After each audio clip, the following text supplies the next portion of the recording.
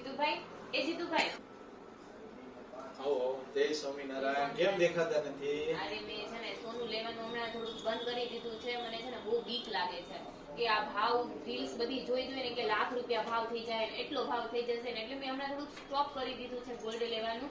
કેમ કે મને એવો વિચાર આવે છે, મને બીક લાગે છે કે સોનું ઘટી જશે તો, અને આ મતલબ આ રીલ્સ બધી આવી બધી ફરે છે ને એટલે થોડો ડર બેસી ગયો છે. બેન, રીલ વાળા છે ને રીલ જ બનાવશે, પણ એને કે કોઈને સોનાના પ્રોપર ભાવની ખબર હોતી નથી.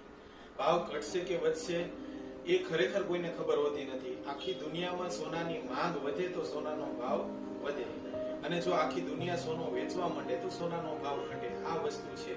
પહેલી વાત તમે એ પકડી લો. બીજી વાત કે બેન, તમે જ્યારના લગડી લેવા માંડ્યા ને અને તમે લે વેચનું વિચારો છો ને, એટલે તમને એવું લાગે છે કે વધશે તો વેચી નાખું, ઘટશે તો હું લઈ લઉં. એના કરતા તમે ઘરેણા લેતા હતા પહેલા, ત્યારે ક્યાં આવી ચિંતા હતી? તમે 2 વર્ષે 5 વર્ષે 10 વર્ષે સોનાનો ભાવ જોવો, એટલે અમે તમને કાયમ કહીએ છીએ કે સોનું છે ને આજે લઈ અને તમારે 5 વર્ષ 10 વર્ષ ભૂલી જવાનું છે. પછી એનો ભાવ 100% વધેલો જશે.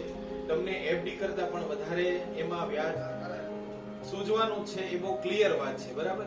કોઈ બીજો દાખલો આપું. મારા એક સામે એક બેન રહી છે, બહુ રિયલ સ્ટોરી કહું. 150 ગ્રામ સોનું બેનને વેચવું હતું, અને પેલા બેન આવીને કીધું મારે 150 ગ્રામ આ સોનું વેચવું છે. મેં કીધું બેન, આજે ભાવ જે છે એ 87-88 હજાર નો ભાવ છે, તમે ચિંતા નહીં કરો, સોનાનો ભાવ કોઈ એવો વધવાનો નથી. કે મેં રીલ જોઈ છે 55,000 50,000 સોનાનો ભાવ થઈ જશે. મેં ના પાડી, મેં મોકલી દીધા. બપોર પછી બેવ કપલમાં આવ્યા કે ભાઈ સોનું વેચવું છે. મેં ના પાડી. પછી બીજે દિવસે સવારમાં આવ્યા કે તમારે લેવું હોય તો લ્યો, નહીતર હું બીજે આપી દઉં છું. આવી વાત કરી એટલે મેં સોનું લઈ લીધું. 87,000 નું સોનું લીધેલું. બીજે દિવસે સાંજે 90,000 થઈ ગયા. અને બેન ત્રીજે દિવસે આવ્યા કે ભાઈ મને ઊંઘ નથી આવતી, હવે મારે પાછું સોનું લેવું છે. તો તમારે બહેનોએ બહુ ખાસ નિરાંતે વિચાર કરીને સોનું લેવેચ કરો છો, ના નથી, પણ તમે નિરાંતે વ્યવસ્થિત ઘરેણા લ્યો અને 5 વર્ષે 10 વર્ષે એને વેચવાનો વિચાર કરો. એ પણ ક્યારે કે જમીન મકાન લ્યો છો કે કોઈ એવો પ્રસંગ આવે છે ત્યારે તમારે સોનું વેચવાનું, બાકી વેચવાનું નહીં. તો તમારે તો જ તમે ફાયદામાં રહેશો. આજે લઈ જાઓ ને આવતા મહિને કે આવતા વર્ષે વેચવા આવશો તો તમને નુકસાની થવાની છે. એના કરતા આપણી જે જૂની પેટર્ન હતી એ પેટર્નમાં તમે આવો તો વધારે સારું. કે ઘરેણા લ્યો કે લગડી લ્યો, કાંઈ પણ લ્યો, 2 વર્ષે 5 વર્ષે 10 વર્ષે નિરાંતે એને વેચવાનો વિચાર કરો.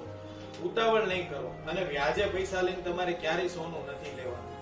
Thank you. હવે છે ને મારે આ રીલ્સમાં ધ્યાન જ નથી આપવું, અને મારી જેમ કન્ટિન્યુ ઘરેણા ચાલુ હતા લેવાના, એવી રીતના મારે બચે કરતી ઘરેણા લેવાના પાછળ ચાલુ